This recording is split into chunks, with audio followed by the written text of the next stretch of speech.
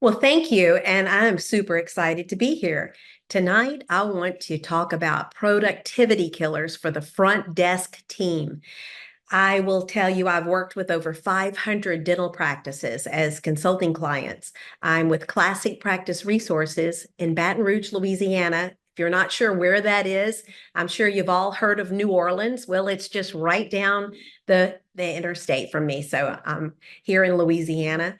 And I love helping dental practices. I listen to phone calls on a daily basis, and I train teams on front office and systems in the dental practice. But tonight we're going to talk about the things that are happening at your front office that could be causing your practice to not grow. And so that's what we're going to tackle tonight. I'd like to share this photo of coffee beans with you. And you might be thinking, well, why is she showing us coffee beans? Well, I want to talk about missed opportunities first. Missed opportunities in any business. Well, they're not good. And what is that anyway? If you look at these coffee beans, there is a man's face hidden in here. And you'll probably be able to find him. But this is what missed opportunities are in the dental practice. It's like things that are actually causing you to lose new patients that might be wanting to get in there, or potential patients to get on the schedule, right? So those are become blind spots and missed opportunities. So there's a blind spot when we're looking at these coffee beans and we don't see the man. So those of you that can't find him, look down below, kind of over to the left, and you'll see his face right there. And that, my friends, blind spots explained. I want to start out by saying that there's nothing more important than the schedule in the practice. Now, I'm not saying that the schedule is more important than patients. I want to be clear about that. But activity wise, and this was some advice given to me by my mentor many decades ago. Well, let's say 3 decades ago.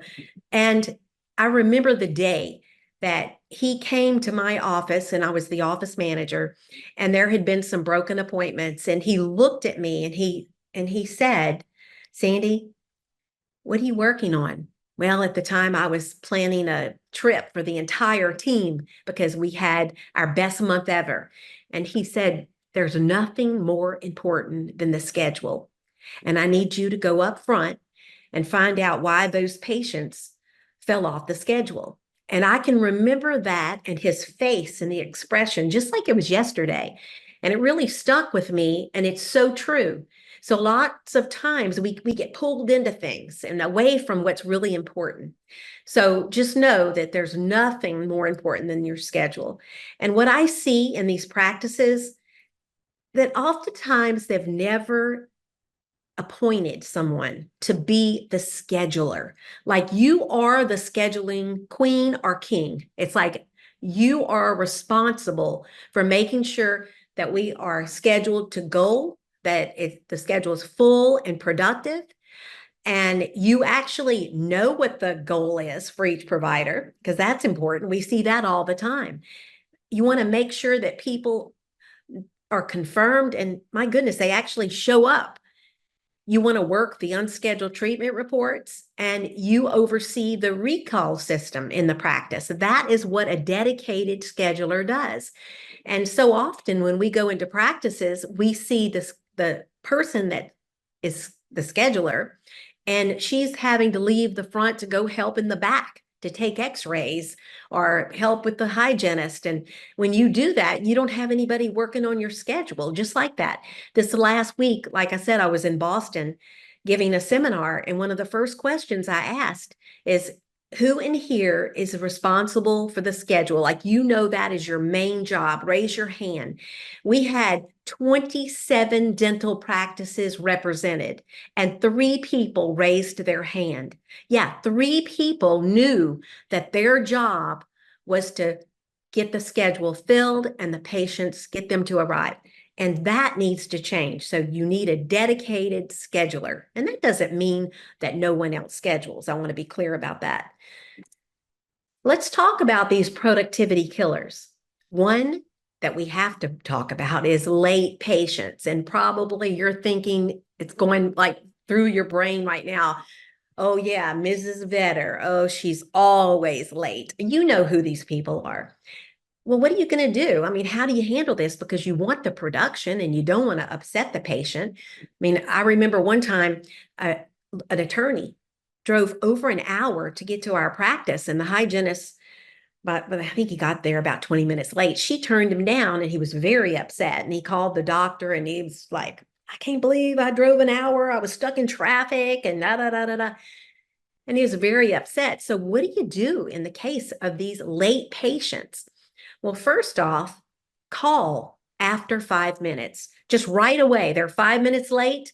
Pick up the phone. You should have someone in your office. Ideally, the scheduler knows 20 minutes before a patient's coming, who's coming. But some practices also have a separate receptionist, concierge person. If that's the case in your practice, they are always looking at the schedule and they know when someone is due to arrive. So if someone is 5 minutes late, they're on it and they're calling. And the first thing you want to ask is everything okay? We were worried about you. Because when you ask that, now the patient's getting a subtle message that they had an appointment and you were counting on them being there, but you're not being rude, right? You're truly interested. I do want to say I was talking to a practice recently, and the patient was late and the front office person called and the patient said, I got into a wreck on the way to the office. And she's like, oh gosh, are you okay? Yes, but I'm not going to be able to make it. So the following week, the same employee called this person's husband to confirm an appointment and said, how is your wife? He said, she's great. She said, well, after the accident, he said, well, what accident? Yeah, people do make up stories. Okay, I want you to keep that in mind. They do not always tell the truth. If they're not coming, try to reschedule them then. Okay, they're more likely to reschedule and you want to get them back in there. You want to inform the rest of the team because they may have a patient that they could do more treatment since the patient's already in the chair and numbed up. So you want to let everyone know that somebody is running late. Okay, that might give them a little bit of time. Oftentimes, if they're close by and they forgot, you can get them to come on over if they're 5 or 10 minutes away. So it can work out. It's just going to depend on the procedure they're coming in for and what the rest of the team is willing to do. You want to change how you schedule those repeat offenders. In other words, if you know that this particular patient is always late, when you schedule him or her next time, go ahead and tell them that their appointment is actually 15 minutes earlier than it really is. And then hopefully they're going to get there on time. That seems to work. Now, productivity killers number 3 and 4. I started to put these separate, but they're so close to being the same thing, and they give us so many problems. And that's broken appointments and no-shows. I'm thinking that some of you that are on this webinar right now probably had some broken appointments today. You had at least one, maybe, right? Some of you may have had 3 or 4. And then you've got these people that confirm and they say they're going to come and they just no-show, right? I mean, if they actually call and tell you they're not coming, that's a little bit better. I don't like to use the word cancellation. I think that what happens in dentistry is that we've kind of trained our patients to think that cancellations are normal in the dental office. In fact, you can even look in the Sunday newspaper if you still get the newspaper. And I've actually cut out cartoons where they're making fun of canceling appointments. Yeah, I mean, that's the world we live in. So we have to train our patients that these broken appointments, cancellations are not normal, and we're not going to expect them. So you make sure that you go back to your office next week and you're telling the rest of the team, you know what, we're going to quit using that word, cancellation. Where do you think that cancellation cycle starts? Have you ever thought about this? Because I know I have. I've investigated and studied this topic for decades, and I've traced it back to that first conversation that practices are having with the patient about them needing to come back. So if you think about it, That conversation is where that broken appointment cycle starts. If the patient doesn't truly understand why they need to come in, if they don't truly understand the treatment, or there maybe an objection or an excuse never got handled, they think they can't afford it, or they're scared to come in, or they're maybe unaware of even needing the treatment. They think, well, she said I had some cavities, but I'm going to wait till I get my pay raise or my bonus in 6 months because there's something they're missing there. So I want you to think about that communication from that initial conversation that you're having with that patient about why they need to come back and what treatment they're going to have done, and educating them. The top reasons for broken appointments are no concrete financial arrangements. If you start looking at your broken appointments after the fact, you're going to see why some people actually aren't coming in. And this is something I'm going to talk about more as we progress through the webinar. But we've found that a lot of times people that break appointments maybe had a past due balance, or they never got those financial arrangements. Maybe they don't see the benefit or value. Maybe their objections or excuses never got handled. And there it is, past due on their account. I want you to start noticing that. They either have a low credit history in your office, or they owe you money. They owe you money, they're not likely to keep their appointment. Maybe the appointment wasn't properly confirmed. The practice maybe scheduled repeat offenders. Now, I monitor a lot of broken appointments. In fact, I have clients that send over their broken appointments and some specific things about the patients. And way too often, I see on there that the patients have 7 previous broken appointments, 11. I had a practice week before last that had 2 patients with 13 previous broken appointments. And why do they keep getting appointed, right? Maybe they need to prepay, or something else needs to happen. They need to be on a ASAP list where they get only last minute appointments. But what we see is that the appointment wasn't confirmed at all. Now, that's a top reason for broken appointments, is the patient was never confirmed. If you've got 2 hours saved for a patient and you see that they have broken some appointments in the past, and they're going to be in doctor's chair, I think that it's fine for you to text them and call them as well. So if you're leaving a voicemail, that's not a confirmed appointment, by the way. So when I look at these broken appointment summaries, I see a lot of times that they mark the patient confirmed, and then I ask how, and they say voicemail. Or they sent a text, but the text was never acknowledged by the patient. That is not a confirmed appointment. So who's most likely to break an appointment? Well, first off, repeat offenders. Okay. I mean, that's just a given. But the problem is, in practices, people aren't looking. They just give those appointments away. So you need to be aware of that. Unconfirmed patients, patients that pre-scheduled an appointment 6 months earlier, they tend to break appointments. And those of you that are in charge of the schedule, you know what happens a few days before they're coming in when they pre-scheduled that appointment 6 months ago. Patients putting off needed treatment, and then young adults, Medicaid patients, and patients that are past due, that comes up again. Patients that don't understand what's needed. So when you call them to confirm, oftentimes they'll say, excuse my PowerPoint, there's a ghost in here tonight. They'll say, what is he going to do? I don't know what he's going to do. And then you've got patients that are afraid. A lot of people are scared to go to the dentist, if you haven't noticed. I recommend an appointment wrap-up. So this is when the hygienist or the dental assistant, depending on where the patient is, the doctor comes in, you need to come back for a crown. You need to come back for fillings. This appointment wrap-up is so important. So before the patient ever leaves the chair, they in fact leave them in the chair, leave the bib on, don't take it off, because we all know what happens once you take the bib off, right? So you're going to communicate what was done today, what needs to happen next. And after you've done that, you'll answer any questions, and you've got to ask that. Do you have any questions about what we did today or what your next appointment's going to involve?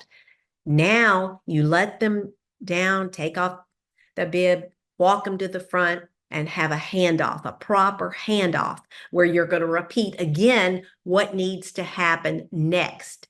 You see, broken appointments, some of you are calling them cancellations. Again, I want you to take that out of your vocabulary. Most of them, I'm going to say 50% of them could have been avoided. If you were a live audience right now at one of my lectures, I would ask you to please raise your hand if you can look at the schedule and know who's not going to come. And you know what? About 99% of the room is going to raise their hand and say, yes, I can look at the schedule and know exactly who's not coming. So that's my point right there. I rest my case. Why are they still on the schedule? So if you get nothing else from this webinar, take that to the office. When you're scheduling your patients, you let them know you're reserving 2 hours for them. We're reserving an hour, whatever it is. So let's find a time that works for both you and the doctor, or you and the hygienist. Your verbal skills and the intention in those verbal skills mean everything. I was just doing an evaluation with a practice, and we noticed, I mean, we have looked at everything, how they confirm, what the message is, every part of this. And now we're down to which hygienist is having the most broken appointments. And oh my goodness, what we have discovered. So one hygienist, she hardly has a broken appointment. The other hygienist is the one with all the broken appointments. But now we took it a step closer and we started to listen to how she is pre-scheduling and what she's saying to patients. And now we found what was happening. So what you're saying to that patient, I'm going to go ahead and save this time for you. We need to check you in 6 months. Now, it's important that you keep this appointment. So see, my point, guys, is that your technical team, well, you know what? They have a lot of responsibility when it comes to getting patients to keep their appointments. It starts in the back. So I'm going to recommend that you guys practice your verbal skills, role play with each other. When you're scheduling this patient, you're telling them that the day and the time and what they're coming in for and how long they're going to be there. And you're going to remind them, we're reserving this time just for you. You see, they think that you're like their doctor's office where there's 14 people that are scheduled at the same time. So you're going to also let them know you made a good decision to get this done. And we're saving an hour for you. And you know what? I'm looking forward to seeing you next week when you come Tuesday at 4 o'clock. There's different types of confirmation protocols. Some of you are confirming via text or email, which, by the way, I think every practice needs to have the capability. It's a must. You must have this. You might confirm via automated recording, which I hope you're not. Okay, I do not recommend a voice, just random voice that's pre-recorded calling your patients in the evening to confirm. No. Maybe you're confirming with a live person on the phone, which sometimes that's necessary. If it's a treatment that is very involved and you think the patient might be scared, maybe they're coming in for all on fours and they've had a bad experience with dentists their whole life, that patient may also need a phone call.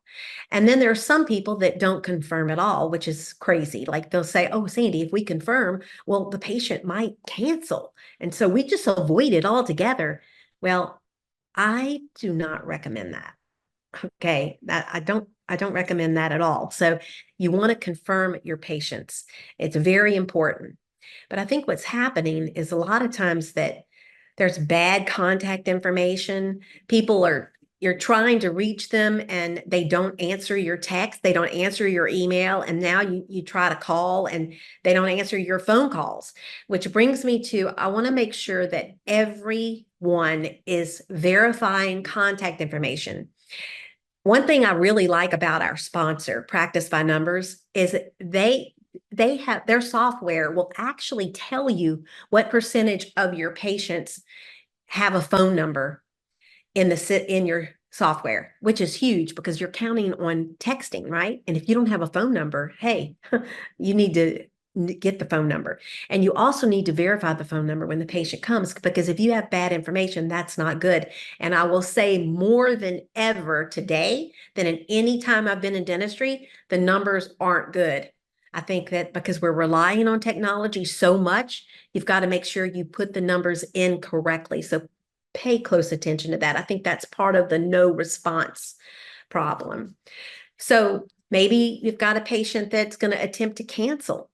And now what do? Right? Because you want to save that appointment.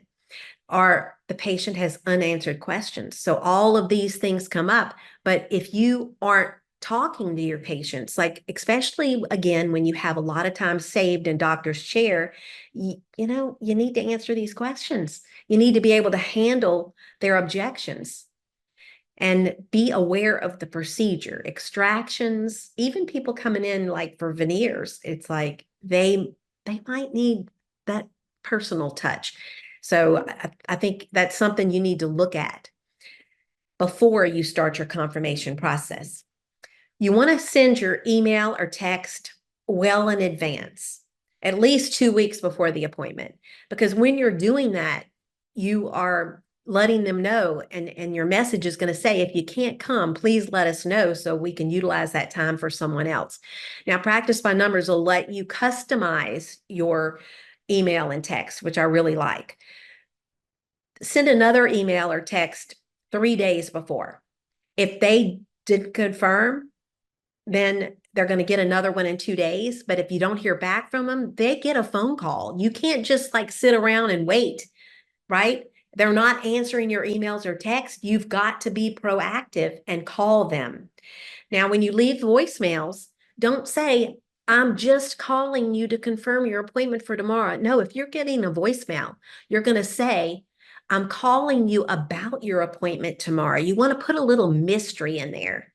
And I think that's very important. So one of the most important things I can say about confirmations is please get familiar with the schedule. And I would start like 3 days before the appointment date, that you're looking at that date coming up.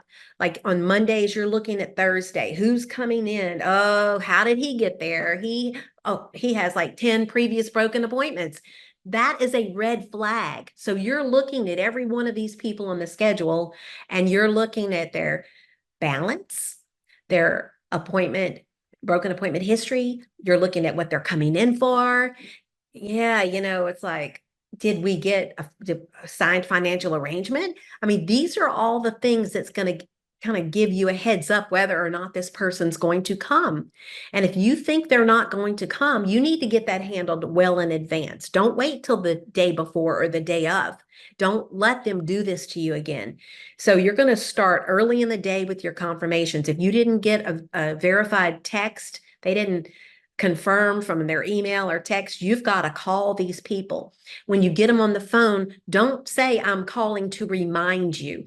Or this is what I hear all the time. I'm just, no. Calling to remind you. Wrong verbal skill. You're not just doing anything. That minimizes that appointment. And if you're just calling and you're reminding them, no, you are not. If you look up the word remind in the dictionary and then you look up the word confirm in the dictionary, you are confirming that appointment. And you want to speak with the patient. If you don't speak with the patient, you aren't confirming. Okay, so that's very important that you follow that. You want to become aware of the following. Is the patient scheduled in the correct chair?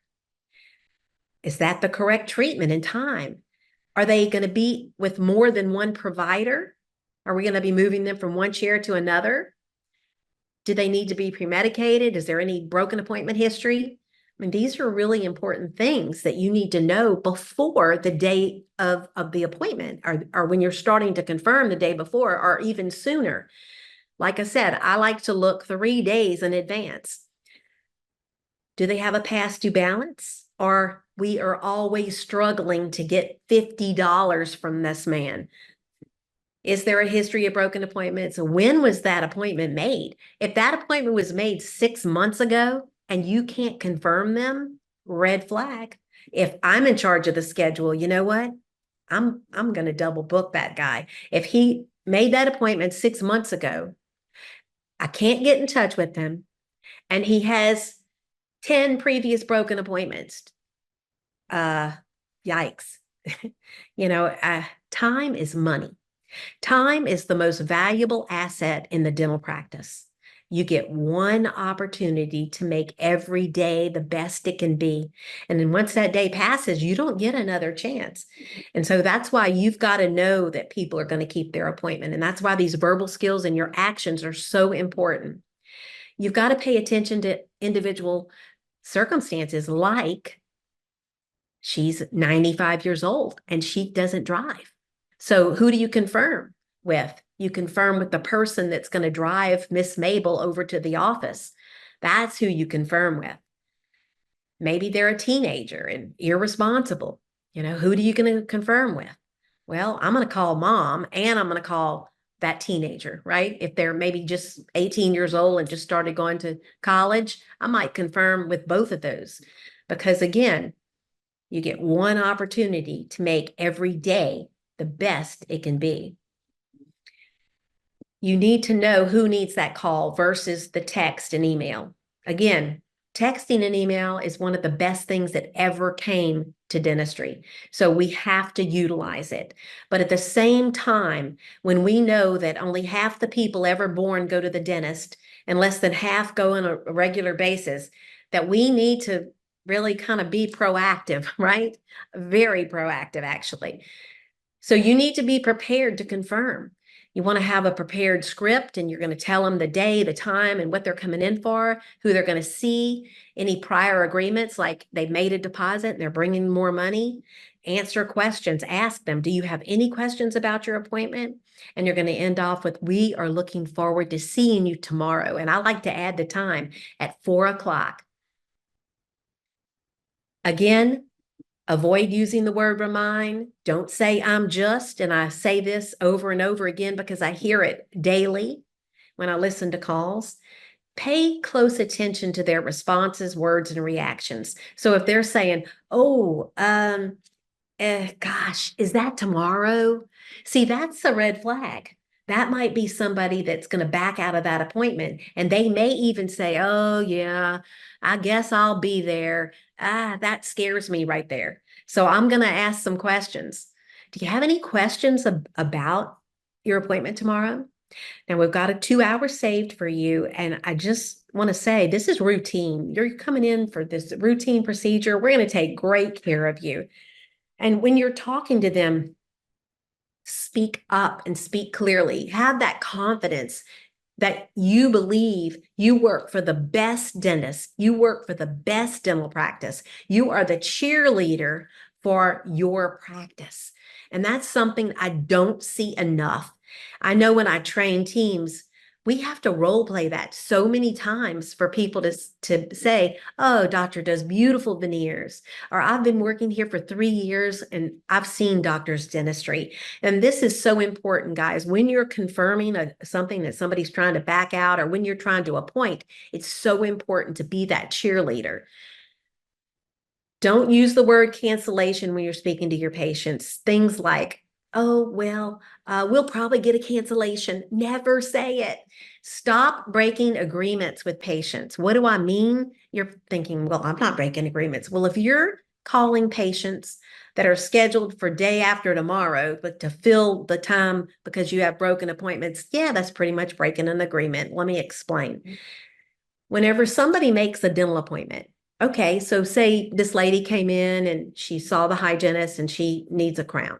So she made an appointment. She leaves the office. She goes back to work. She fills out a time off request and she asks her coworker, can you lock the front door and turn off the stereo system? Because I'm going to be at the dentist this Wednesday. And the coworker marks her calendar, and then she calls her mother-in-law and says, can you pick up the kids from school, carpool on Wednesday? Because I have a dental appointment. So her mom's marking her calendar. So you see, all these people are involved in this because she plans on coming on Wednesday. And now you're like people are falling off the schedule. So you're calling and breaking an agreement. You're saying, can you come tomorrow instead of Wednesday? Now, let me be clear. If that patient left and said, if you get a change, call me because I'd love to come sooner. Yeah, call her. That's great. Call her. But when you are moving all these people, you are teaching them that cancellations are normal, that broke people do this all the time. So I don't like to do that, especially when most of the practices that are listening to this tonight probably have $500,000. Some of you have $1 million of unscheduled treatment sitting there in your software, which, by the way, practice by numbers can pull up really quick. And or you've got 500 people needing a cleaning today. I see it every day. It's true. So try not to do that unless you have that agreement with that patient. Yes, call me if you get a change and you can get me in sooner. Then call them. Use those effective verbal skills at the time of scheduling. Make sure your clinical team is reinforcing the needed treatment and why they need to make that appointment and keep that appointment. And make sure all the patients are confirmed, and you want to always emphasize the value of that next appointment. This is going to help you guys have less broken appointments. Whenever you're talking to a patient, listen to that hesitation. You can pretty much tell. Be aware when they need that extra nudge. And then again, those balances, because I see it daily. Verify that the treatment plan was presented and signed for larger cases. A financial arrangement is not the same thing as a treatment plan, so you need to get both of those signed. Verify the financial arrangement and required payments were actually received, and consider double booking. And there are cases that you can double book. I know that some practices will include in like a second text. They've tried, like the patient's gotten a text 2 weeks before, 3 days before, they don't confirm. And then that next text the day before, they'll say, if we don't hear back from you, this appointment may be given to someone else. So, I'm back and forth about how I feel about it, but I've seen it work in some practices that get a ton of broken appointments. So again, cancellations, they rarely occur. Look at who's coming in 3 days in advance. Never say, I'm going to call you if we get a cancellation, and never say, well, we'll probably get a cancellation so I can get you in sooner. Instead, you'll say, let me work on the schedule. Give me a few days and I'll call you. Because in your mind, you might get a change, right? But you're not going to tell the patient that. And then you can call them. Make sure you do if you promise it. Should you be pre-scheduling 100% of your hygiene patients? You know what? I'm going to say no. And I'm going to say no because those of you that are working at the front and you know how much time you're spending because the schedule in hygiene is falling apart because the people that you can't trust made an appointment 6 months earlier. Yeah. So how many can you trust? About 20% will fail. 80% you can trust. So there's 20% that are going to break the appointment. And I have surveyed offices. This is happening, that somewhere somebody said everybody needs a pre-scheduled appointment. You can't trust these people. So put the people that you can trust for an appointment 6 months in the future. And that's going to be a lot more efficient for the practice, I promise you. What about new patient broken appointments? When somebody calls for an appointment, and this has always been true, but more now than ever, because we're used to things happening fast, right? We want it to happen fast. Look at Amazon. I mean, Amazon is like on fire. And it's because people want things now. They want them when they want them. So if they finally decide, I'm going to go to the dentist, guess what? You need to get them in. So I hope you're saving time for new patients in hygiene. Go ahead and block them off. And that way you can get them in, and block off time for these new patients. You want to get them in within 7 days. If they have an emergency, something that's bothering them, you want to get them in right away. Avoid giving new patients new patients assignments. Now, what do I mean by that? Now, again, I listen to calls every single day, and with practices that are marketing, and I love listening to these calls. And so I hear these patients, and a lot of them I notice call and hang up, and then 10 minutes later call the practice back. Why are they doing that? Because they're scared. They're unsure. It's not a Taylor Swift concert. Going to the dentist is not something people are so excited for. They're going to line up. No, many times people think about it for a long time before they actually get the nerve to call. So you've got to listen and make sure you're making them feel good. When they say, I've been putting off dental work for a long time, you want to let them know you called the right office. We're going to take care of you. And you're going to get them in as soon as you can. And don't say, oh, did you go to our website? Oh, you didn't? Well, go check out the website and then call me back. Yeah, I heard that. I did. No, no. You go ahead and you get that appointment. And I think that's very important. And if they're like, I was listening to one man that he could hardly ask, do you have third-party financing? He was like, do you have somebody to loan me the money? And he was like, a lot of pauses between every question. And that particular patient, you can't tell him to go on to the website and fill out the new patient information. No, you've got to know when to tell them, let's just get this appointment, right? If a patient says, can you send me the new patient forms? Yeah, do it. You better have the capacity to do it, but listen closely to who you want to evaluate that, who can do that and who can't. And if you find that you're putting new patients off into the future and you can't get them in, make sure you let your doctor know. Now, this question is asked a lot. Should we be charging broken appointment fees? And my answer is always, I don't like them. I would rather you start paying close attention to who you're giving that precious appointment time to. Because again, I'm pretty sure 50% of those broken appointments could have been avoided if someone was in charge of the schedule, someone was monitoring the patients that are on the schedule well in advance, and you didn't pre-schedule people that you can't trust 6 months in advance.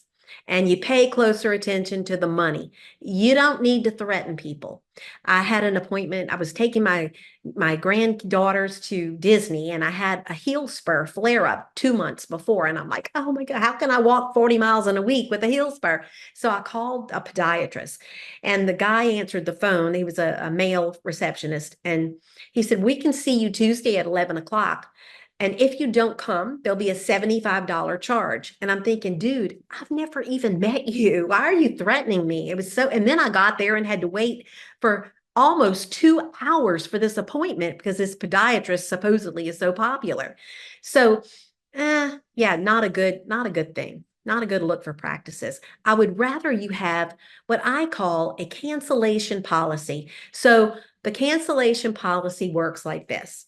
You have the policy in case you need it, okay? So at this, you're like, when our office books your appointment, we're saving this dedicated time for you, and you're letting them know that, right? You're educating them with this policy. So you can take a picture of this if you want, and use it in your office. You can put it frame it nice and have it there on the counter. But we ask that if you must reschedule your appointment, you let us know 48 hours sooner. I'm sorry, guys. I'm not doing this. This is happening on its own. These slides are changing. You want to tell them, if you notice at the bottom in bold, repeated cancellations may result in a cancellation fee or a result in loss of future appointment privileges. So you're letting them know. Productivity killer number 5 is low treatment acceptance. Now this one, I think it's happening in every practice, just like all these other productivity killers. This is where you've got a ton of outstanding treatment.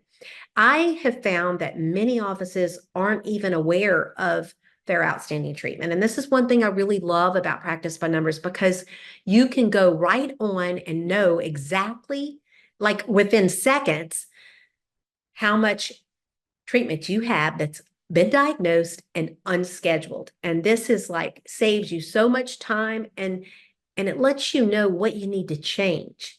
You see, that's the beauty of statistics. They let you know when you need to press on the gas or you need to let up on the gas. And it's kind of like it gives you time to make necessary changes before it's too late, kind of like a football team, right? It's like, you walk into a football team and the game, and maybe it's in the first quarter and you got there late. What is the first thing you're going to do? You're going to look for the scoreboard, like, okay, because you want to know the score. Well, that's what practice by numbers is like. So you always know, and you go and look so you know where you stand. So the teams that win, they're the teams that make adjustments and that make adjustments in a timely manner, right? So by having these numbers allows you to make adjustments. So you know, hey, our treatment acceptance is only 40%.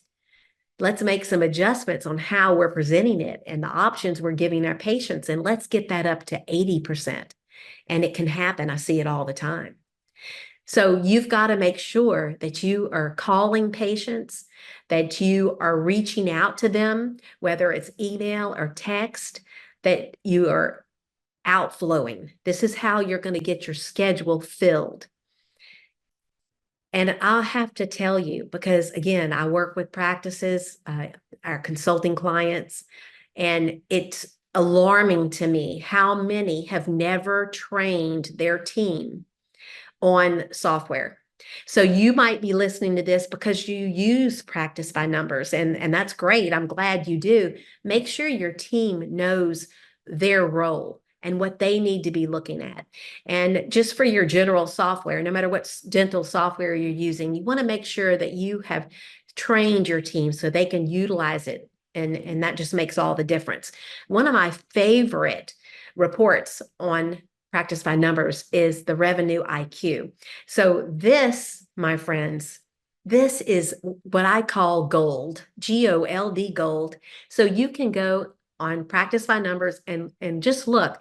It's going to tell you just so much about your outstanding treatment, and gives you people to call, which is just you can't even put a value to it. It's so valuable. And we call that the revenue IQ. So when somebody leaves and they don't schedule that next appointment, do you have a system for that?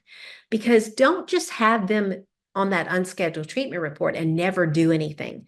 So one thing you can do is, as the patient's leaving and they say, oh, I need to check my calendar, I can't make that appointment now, let them know. Say, I tell you what, if I don't hear back from you, I'm going to give you a call in a day or two. And then you can say something like this. Dr. Goodtooth asked me if you were scheduled for the crown, and I told him no, not yet. So he asked me to call you to see if you had any questions or concerns so we can help get you scheduled before you start having problems. So this is a great verbal skill for following up. You've got to have a system for following up with these patients. You could send an email too with something like this. Dear Susan, we're concerned that you have not scheduled your fillings or the treatment. You fill in the blanks that doctor prescribed at your last visit. Please contact me to schedule, or if you have any questions. So these are ways that you can mix it up a little bit, having a call and then have an email. That's always a good way to follow up with them. Now, it's this time of year. It's, oh gosh, can you believe September right here? I recommend that everybody send a use it or lose it fall insurance project letter. So grab your phone, because I'm going to put a screen up here with 2 sample letters. And there's one that for people with insurance and one for people with unscheduled treatment without insurance. So you can take a snapshot of that with your phone. I'll leave that there. And I like to put it on fall stationery because, well, it's festive, right? And I like to change communication because people get bored. Okay, if you send the same text, the same email, it always looks the same. Mix it up a little bit and see what happens.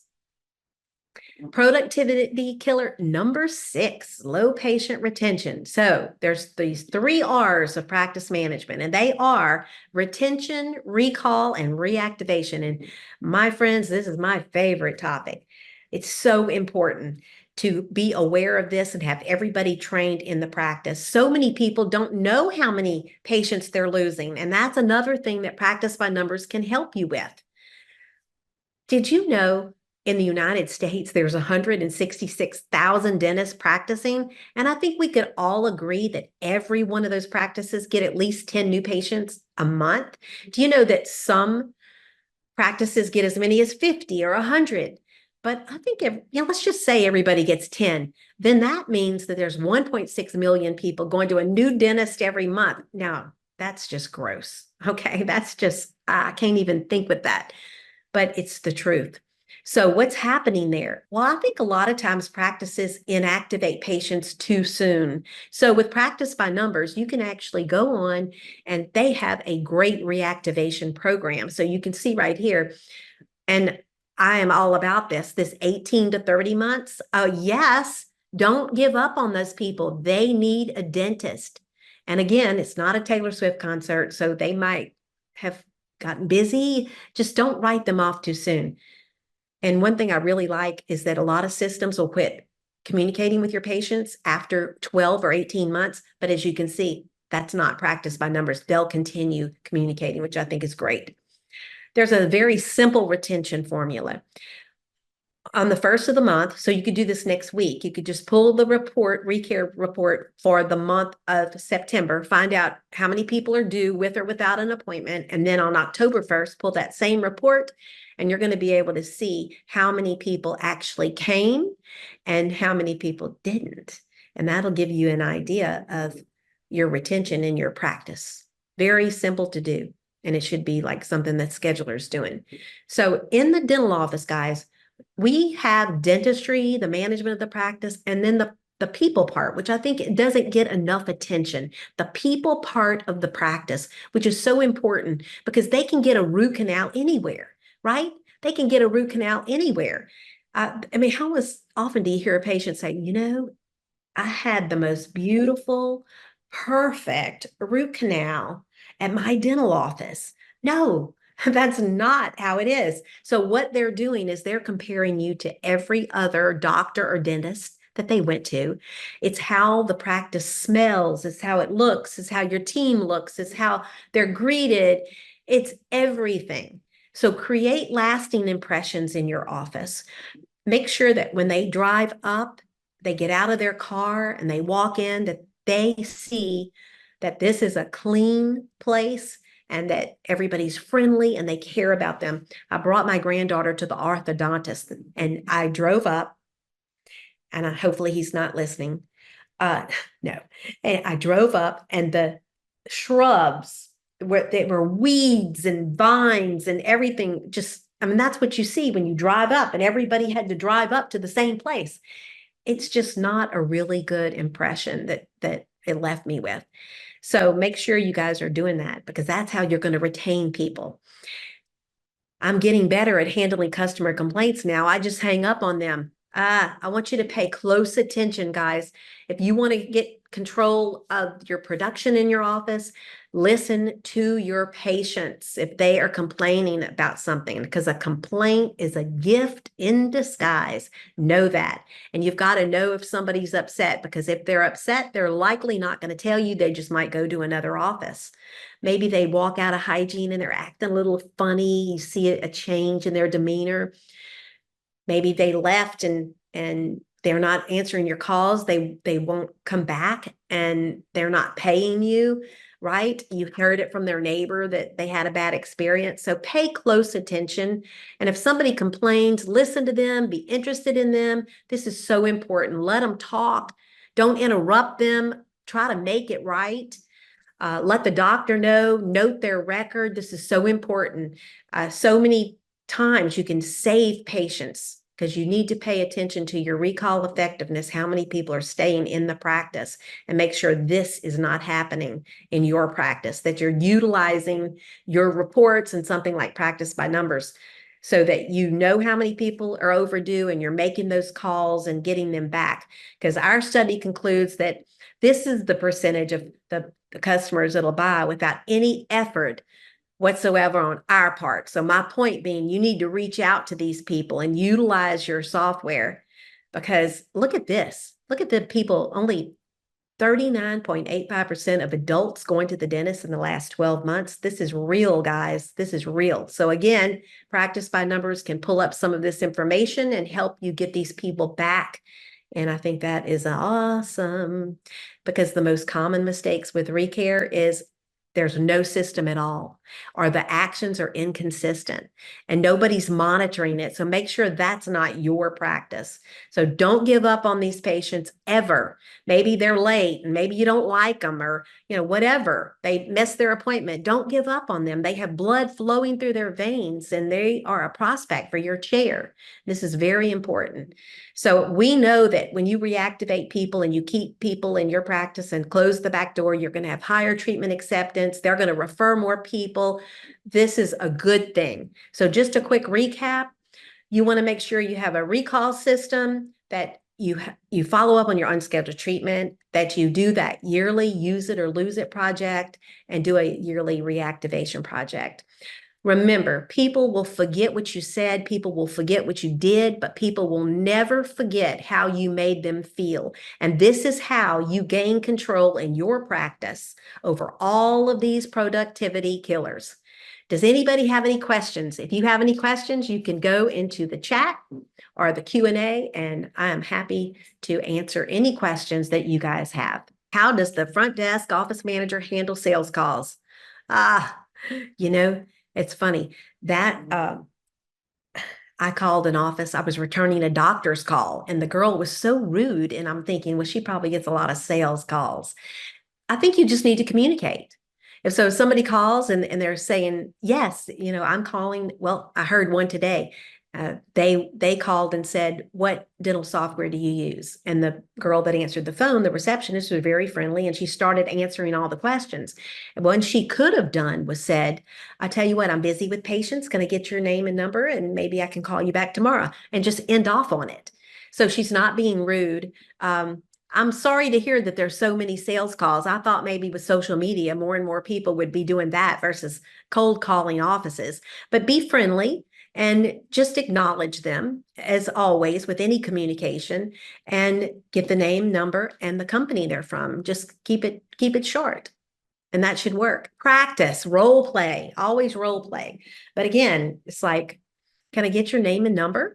And I'll have the doctor call you back. And if they keep talking, say, I'm sorry, I'm working with the patient. I have to go now. Anybody else have a question? There was a request, I don't know if you're able to share the slide with the year-end letter again. Okay, I can do that.